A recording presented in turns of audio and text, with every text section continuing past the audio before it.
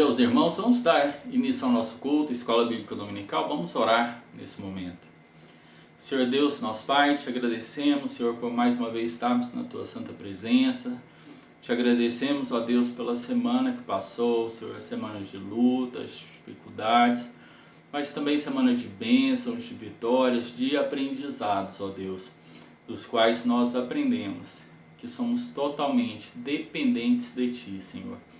Esteja abençoando a cada participante deste culto, a cada lar, que a Tua Palavra possa realmente mexer com cada um de nós, que nós possamos ter uma visão diferente da vida espiritual, de como devemos proceder diante dos problemas, Senhor. Essa é a nossa oração, com perdão dos nossos pecados. Em nome do Teu Filho amado Jesus. Amém, Senhor. Oh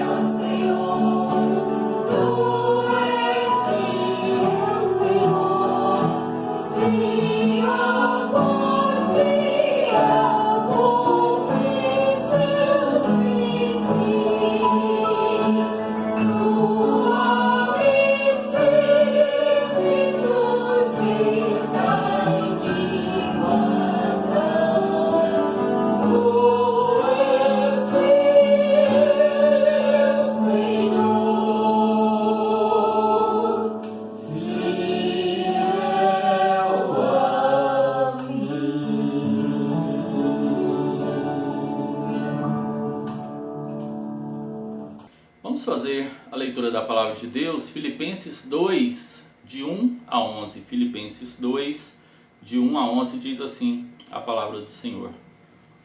Se por estarmos em Cristo nós temos alguma motivação, alguma exortação de amor, alguma comunhão no Espírito, alguma profunda afeição e compaixão, completem a minha alegria, tendo o mesmo modo de pensar, o mesmo amor, um só Espírito e uma só atitude. Não façam por ambição egoísta ou por vaidade, mas por humildade considerem os outros superiores a si mesmos. Cada um cuide não somente dos seus interesses, mas também dos interesses dos outros.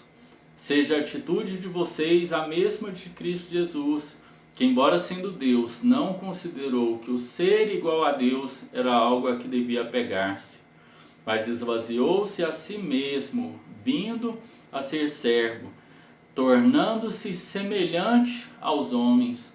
E sendo encontrado em forma humana, humilhou-se a si mesmo e foi obediente até a morte, e morte de cruz.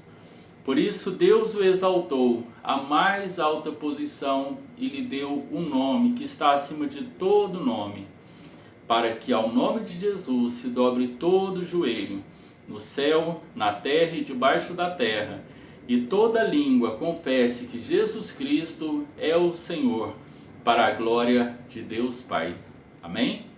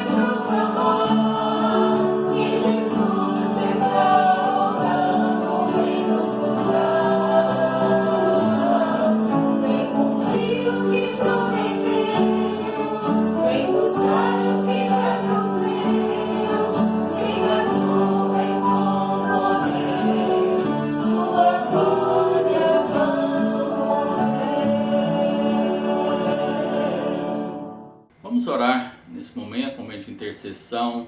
Abaixe sua cabeça, vamos colocar os nossos pedidos, os nossos agradecimentos perante o altar do nosso Deus. Oremos. Senhor Deus, nosso Pai, te agradecemos, Senhor, por mais uma vez estarmos na tua santa presença. Louvamos, ó Deus, pela tua graça, pela tua misericórdia, Senhor, com as nossas vidas, pelo teu cuidado, Senhor, pela tua proteção. Te louvamos, ó Deus, porque tu és um Deus constantemente atento às nossas necessidades. Te louvamos, ó Deus, porque o Senhor tem nos dado muito mais do que pedimos, muito mais do que sonhamos, muito mais do que esperamos. Ó Deus, tu és o nosso Deus de amor. Tu és o Deus que tem ouvido a súplica do teu povo, Senhor, e merece o nosso louvor, a nossa adoração. Ó Deus, te louvamos pela salvação em Cristo Jesus, Senhor.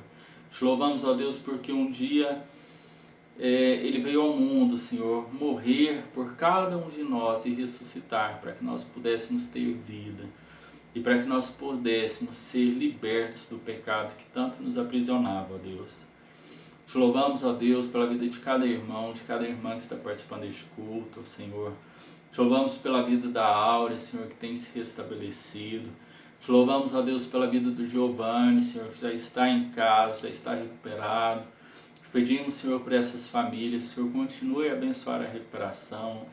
Te pedimos, ó Deus, pelas pessoas que se encontram enfermas, Senhor, por câncer, por Covid, por outros problemas sérios.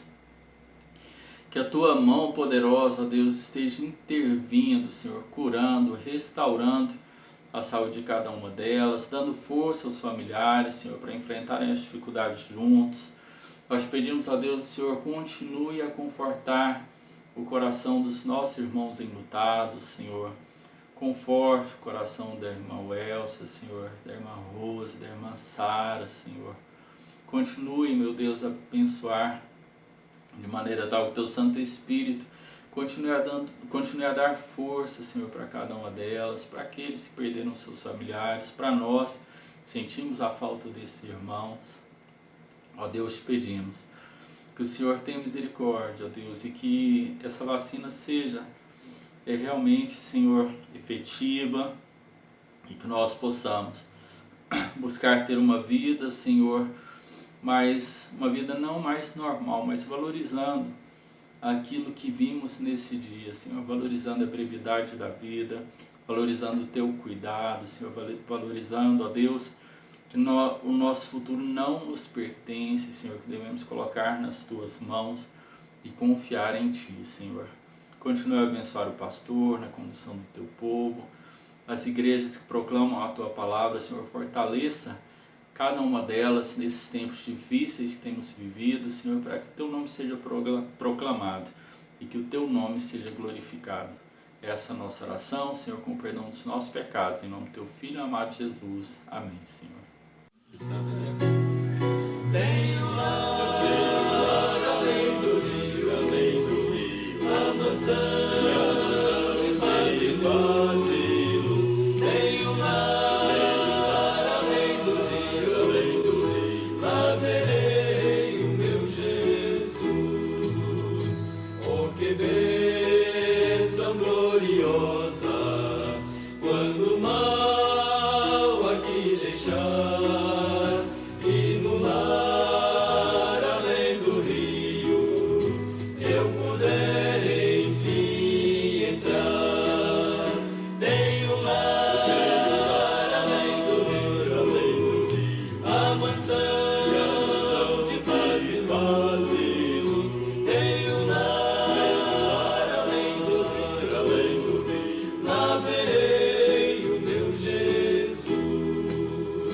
Mais um pouco trabalhamos para Cristo anunciar, e já livres do pecado voaremos para o lar. Tenho lar além do rio, a mansão de paz e luz. Tenho lar além do rio, lá verei o meu Jesus. Lá verei o meu Jesus. Lá verei o meu Jesus.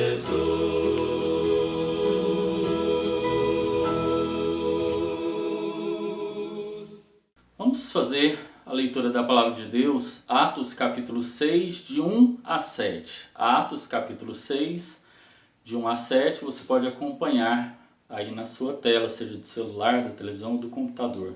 E também acompanhar de sua Bíblia. Diz assim a Palavra de Deus. Naqueles dias, crescendo o número de discípulos, os judeus de fala grega, entre eles, queixaram-se dos judeus de fala hebraica, porque suas viúvas estavam sendo esquecidas na distribuição de alimento. Por isso, os 12 reuniram todos os discípulos e disseram: não é certo negligenciarmos o ministério da Palavra de Deus a fim de servir às mesas. Irmãos, escolham entre vocês 7 homens de bom testemunho, cheios do Espírito Santo e de sabedoria. Passaremos a eles essa tarefa e nos dedicaremos à oração e ao ministério da palavra. Tal proposta agradou a todos. Então escolheram Estevão, homem cheio de fé e do Espírito Santo, além de Filipe, Prócoro, Nicanor, Timon, Pármenas e Nicolau, um convertido ao judaísmo proveniente de Antioquia. Apresentaram esses homens aos apóstolos, os quais oraram e lhes puseram as mãos. Assim a palavra de Deus se espalhava, crescia rapidamente o número de discípulos em Jerusalém, também um grande número de sacerdotes obedecia à fé. Amém? A igreja passava pela, se é que podemos chamar assim, dores de crescimento. E os apóstolos tinham cada vez mais dificuldade para conter esse crescimento e para atender, não é nem para conter, mas para atender a demanda que eles recebiam, que tinham que ministrar a muitas pessoas. Então os helenistas, que eram judeus que falavam grego, mudaram para a Palestina vindo de outras nações, provavelmente não falavam aramaico. Os hebreus, por sua vez, eram residentes judeus que falavam tanto aramaico quanto também grego, mas a maioria aramaico. Mas o fato dos estrangeiros estarem sendo deixados de lado gerou uma situação de desconforto, de quase divisão, se não fosse os apóstolos intervirem. Eles intervirem e tratar da questão com sabedoria e não deixaram o diabo usar dessa oportunidade para destruir a comunhão da igreja. Nós vamos tirar 3 lições importantes desse texto nessa manhã. Primeira lição: problemas aparecem. Os problemas aparecem. Na sinagoga havia um costume estabelecido que 2 funcionários percorriam o mercado e casas particulares todas as sextas-feiras pela manhã, fazendo uma coleta do dinheiro para que as pessoas necessitadas fossem atendidas, e fazendo isso eles distribuíam durante o dia. Os que necessitavam de ajuda temporariamente era atendido até aquele momento ou prazo de 2, 3 dias, mas aqueles que necessitavam continuamente do sustento, então toda semana eles deixavam 14 porções, 2 por dia, para que eles fossem atendidos. Então na semana seguinte eles repetiam esse processo.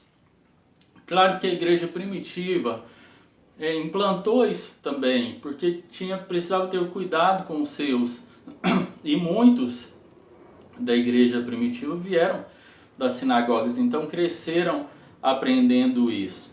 Mas como já dissemos, entre os próprios judeus havia uma falha, havia um problema.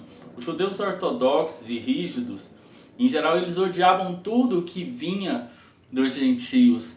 Na igreja cristã havia 2 classes de judeus, havia os judeus da Palestina e os de Jerusalém. E eles falavam aramaico, provinha do idioma do ancestral deles, e eles se orgulhavam de que não tinham agregados de outras terras, vindas de terras estrangeiras. Por outro lado, havia os judeus de outros países. Estes tinham vindo para o Pentecostes, outros se converteram ali e fizeram a decisão de seguir a Cristo. Por isso se estabeleceram ali.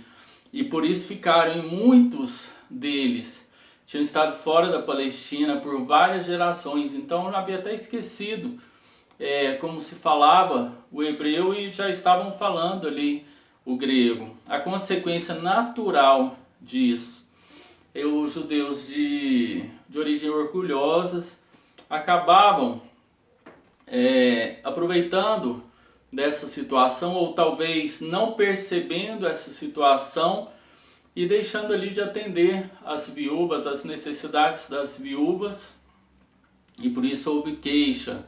Eles estavam se queixando de que os judeus de fala grega as viúvas dos judeus de fala grega estavam passadas ali desapercebidamente.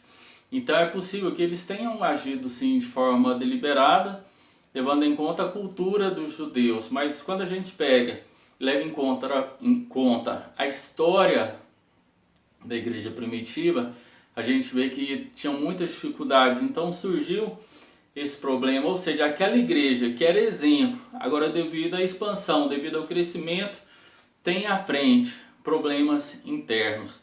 Na correria, os apóstolos não estavam tendo tempo de se atentar a todas as questões. Então eles tinham que orar, tinham que ministrar a palavra, e não era possível fazer tudo isso com tantas atribuições e com grande aumento do número de cristãos. E isso causou queixas, causou lamúrias, causou problemas. Então, todo lugar tem problema. Na igreja do Senhor não seria diferente, porque os problemas aparecem, eles vêm de cada um de nós, eles vêm dos homens. Então, essa é a primeira lição, os problemas aparecem. A segunda lição, que nós vamos ver nessa manhã,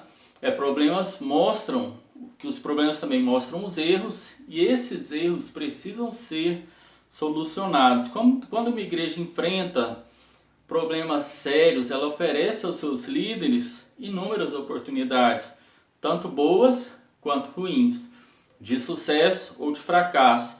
Dentre outras coisas, os problemas são a oportunidade de avaliar como está sendo a nossa conduta, como está sendo o nosso ministério. Eles avaliaram como estava sendo o ministério deles. E nisso a gente descobre mudanças que precisam ser feitas. Isso aconteceu com os apóstolos.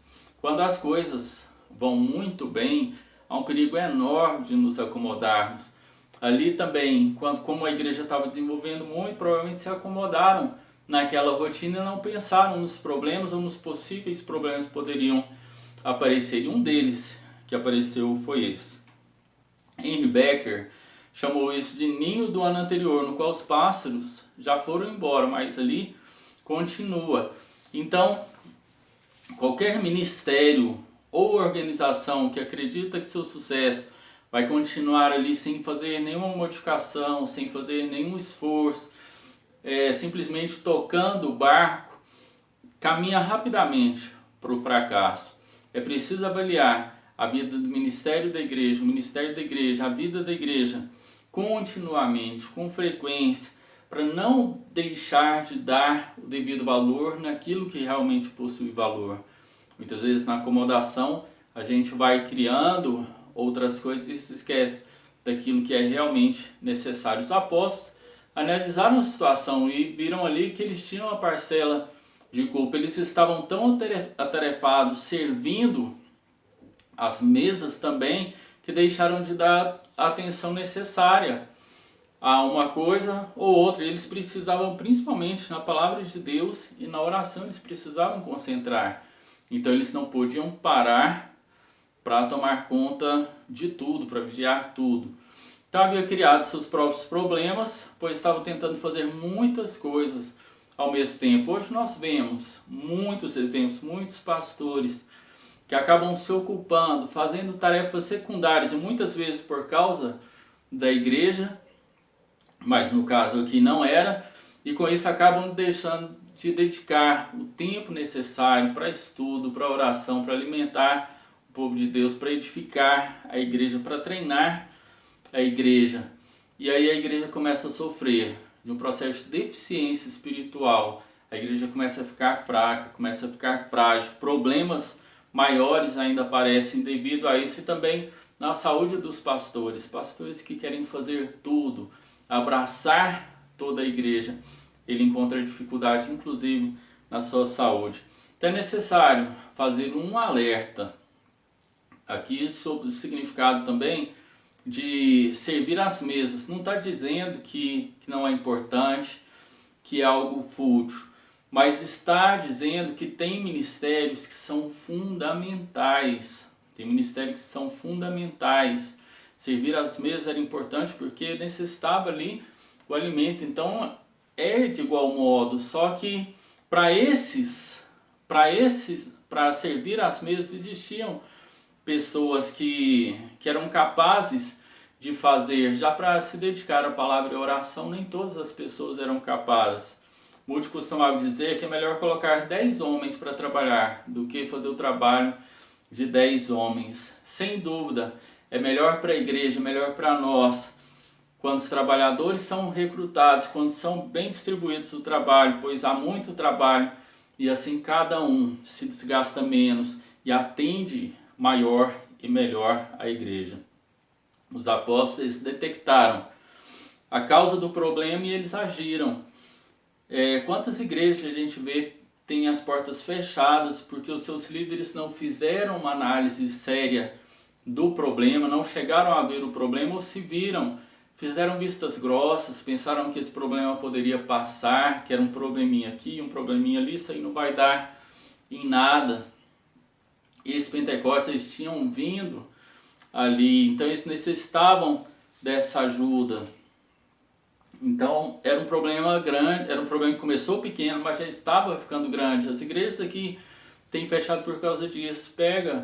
Tem visto aí igrejas que têm pequenos problemas que seriam fáceis de administrar se levasse a sério esse problema, mas não vão fazendo igual o Gamaliel fez. Nós vimos no domingo passado, ele falou, não, esse probleminha que vocês estão tendo aí com os discípulos de Jesus, não se preocupem não, isso aí acontece, Jesus morreu, eles vão se dissipar e o problema vai ser resolvido. Então são problemas pequenos, não se preocupem com isso. Graças a Deus ele agiu assim, porque os apóstolos foram libertos, apesar de levarem chibatadas, mas foram libertos e puderam ali fazer a obra do Senhor.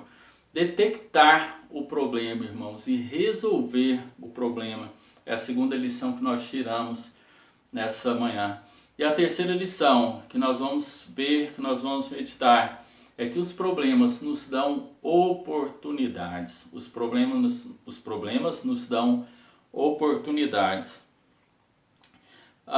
Os problemas na igreja servem para nos dar oportunidade para exercitarmos não apenas a nossa fé no Senhor, mas também a fé uns nos outros. Nós vimos isso também nas lições passadas e hoje se repete. Foi exatamente isso que os líderes fizeram. Agindo assim, eles sugeriram uma solução prática, objetiva, e todos ali de bom grado concordaram. A Assembleia escolheu 7 homens qualificados e os apóstolos consagraram para o ministério. A igreja não teve medo de fazer ajustes, fazer modificações na sua estrutura, pelo contrário, ela aproveitou a oportunidade e deu espaço para expandir o ministério. O ministério precisava ser expandido. Se eles tivessem se amarrado à estrutura que eles estavam, não vamos mexer nisso, vai continuar assim, traria problemas ainda maiores. Quando a estrutura e o ministério eles entram em conflito, nós temos a oportunidade de confiar que Deus vai direcionar, que Ele vai dar uma solução eficaz. É triste quando as igrejas destroem o ministério por causa da estrutura, por recusarem a modificar suas estruturas. Os apóstolos não tinham esse medo, não tinham medo de compartilhar sua autoridade, de ministrar junto aos outros. Muito pelo contrário, eles entenderam que era necessário fazer isso. E interessante que os problemas também oferecem a oportunidade de expressar amor. Os líderes e os membros da igreja, em sua maioria, eles eram hebreus, mas eles escolheram 6 helenistas e um gentio prosélito para que atendesse a essas necessidades. Olha que atitude nobre que a igreja teve, que os apóstolos tiveram.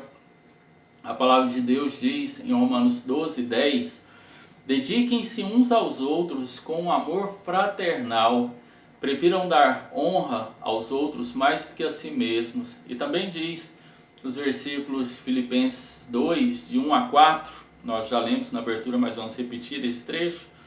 E se por estarmos em Cristo nós temos alguma motivação, alguma exortação de amor, alguma comunhão no Espírito, alguma profunda afeição e compaixão, completem a minha alegria, tendo o mesmo modo de pensar, o mesmo amor, um só Espírito e uma só atitude. Não façam por ambição egoísta ou por vaidade, mas humildemente considerem os outros superiores a si mesmos. Cada um cuide não somente dos seus interesses, mas também dos interesses dos outros. Foi exatamente isso que a igreja fez. Ela agiu depois de detectar o problema. Esses homens foram levantados graças ao problema que a igreja enfrentava. E nós costumamos a chamar, hoje em dia, esses 7 homens de diáconos. O termo grego diáconos aqui, ele é usado como distribuição, e o verbo diaconeu é como servir. Então, servir na distribuição, ajudar na distribuição, em Atos 6:2. Interessante que não receberam oficialmente esse título aqui em Atos, receberam posteriormente lá em Filipenses 1:1 e 1 Timóteo 3, de 8 a 13, quando fala inclusive das qualificações necessárias para essa função muito importante na igreja. O termo significa serve, e esses homens se colocaram à disposição para servir humildemente a igreja. Eles já eram pessoas consagradas, mas se colocaram à disposição, e a igreja entendeu que eles eram os ideais para atender o propósito que era necessário ali naquele momento. O seu trabalho permitiu que os apóstolos dessem continuidade ao ministério que era dever deles, do ministério que era importante eles exercer sobre o povo, o ministério da palavra, da oração. Então eles tiveram esse tempo, tiveram essa oportunidade de se concentrar mais nesse trabalho. Os diáconos poderiam fazer, aqueles homens poderiam fazer esse trabalho de distribuição, e fizeram. O resultado final de tudo isso foi uma bênção na vida da igreja. A bênção de Deus continuou e aumentou. A igreja permanecia unida, permanecia se multiplicando. Lucas, ele descreve aqui o auge do ministério da igreja ali em Jerusalém. Depois vem a perseguição, a morte de Estevão, e aí vai levar o evangelho para Samaria e posteriormente aos gentios, e aí vai continuar até chegar em cada um de nós. Acredita-se que havia cerca de 8.000 sacerdotes ligados ao ministério do templo em Jerusalém. Muitos desses creram em Jesus como Salvador. Muitos obedeceram pela fé. Eles não acreditavam por eles mesmos, mas pela fé eles obedeceram e seguiam a palavra de Deus. Finalizando aqui, queridos irmãos, que bela visão de simplicidade a gente vê naquela igreja, que bela visão de fervor a gente vê na igreja primitiva. A ministração diária no auxílio material, no auxílio espiritual, a escolha de homens piedosos, sérios, para servir, para ajudar, para que assim o ministério da palavra, o ministério da oração fosse desenvolvido de maneira como era necessária. Os apóstolos reconhecendo o direito dos membros da congregação. Então tudo aqui é muito espiritual e de acordo com a vontade de Deus, de acordo com o Espírito Santo guiando essas pessoas. Isso aconteceu porque os problemas apareceram, como acontece na minha vida, na sua vida, na vida da igreja, na sua vida no trabalho, em qualquer lugar. Os problemas, eles aparecem, seja por interferência externa, interna, seja por culpa nossa. Os problemas, eles aparecem, começam pequenos, vão aumentando, e a igreja experimentou isso. Ela experimentou problemas, mas não ficou parada, não ficou reclamando, não ficou lamuriando, não ficou se vitimizando, não ficou buscando culpado, buscou resolver o problema. O que causa mais desgaste quando não se procura resolver o problema vai aumentando, e daí vem feridas, vem dores, vem separação, vem desunião, vem desestruturação. Então quando agimos como a igreja agiu, aí sim começamos a agir de maneira diferente, e entendendo que os problemas não são maiores do que o nosso Deus, que Ele está direcionando esses problemas na nossa vida, porque Ele tem um propósito de crescimento espiritual, um propósito de união, um propósito de multiplicação. E a igreja fez isso, ela aproveitou essa oportunidade. As vindas de problemas, ela continuou unida, continuou a multiplicar-se, continuou poderosa na graça e na misericórdia de Deus. Então que nós possamos agir igual a essa igreja agiu, prosperarmos nas nossas adversidades. Nós temos principalmente as espirituais, temos muitas dificuldades, mas principalmente as espirituais. E os problemas aparecem, a gente fica fraco, mas se a gente perseverar, enfrentar esses problemas, nos aproximar de Deus, buscar a orientação de Deus para esses problemas, nós vamos nos fortalecer, nós vamos nos unir, nós vamos nos multiplicar. É tempo de pandemia? É tempo de pandemia, é tempo de problemas? Muitos. Talvez aqui muitos de nós nunca viveu ao mesmo tempo tantos problemas como temos vivido. Mas nós devemos agir, proclamar que Jesus é Salvador, nos unir, ter ideias para que o ministério avance, para que o ministério seja ampliado. E foi isso que eles fizeram.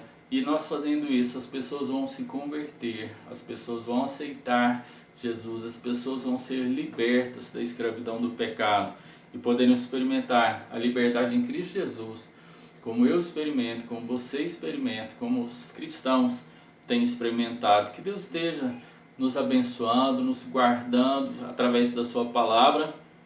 Gostaria de deixar aqui, de fazer o agradecimento, dar os parabéns aos nossos diáconos. A Igreja Batista Vida e Paz dá os parabéns aos nossos diáconos no domingo, segundo domingo de novembro, foi dia do diácono batista.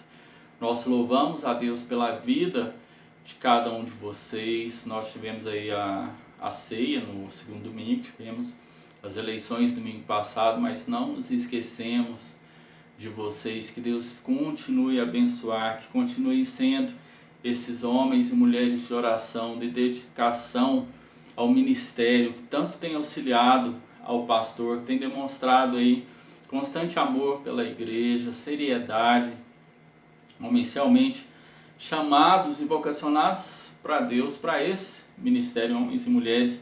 Então, irmã Helenita, irmã Valdívia, irmão Levi, irmão Tim, irmão José Ailton e irmão Weber, nosso muito obrigado a cada um de vocês. E a nossa oração para que vocês continuem esse ministério de diaconato, servindo a casa de Deus, servindo a obra de Deus, servindo ao pastor, glorificando a Deus através da vida de vocês. Realmente nós temos muito a nos alegrar pelos diáconos que nós temos.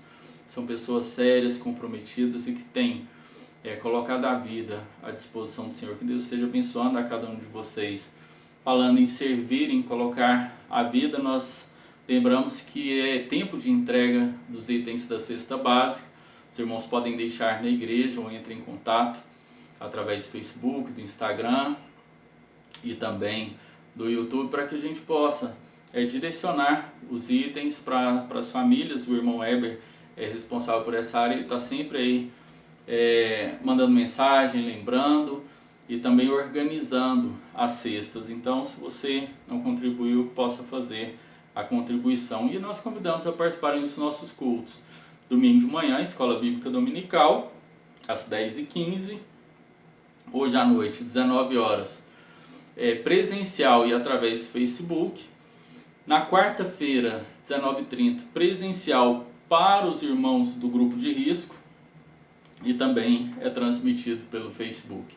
Que Deus esteja abençoando a vida de cada um de vocês. Que tenhamos aí um domingo abençoado, um domingo tranquilo na presença do Senhor. E à noite nós possamos nos reunir, seja presencialmente ou virtualmente, para adorar, cultuar, louvar o nome do nosso Deus. Amém? Fiquem com Deus.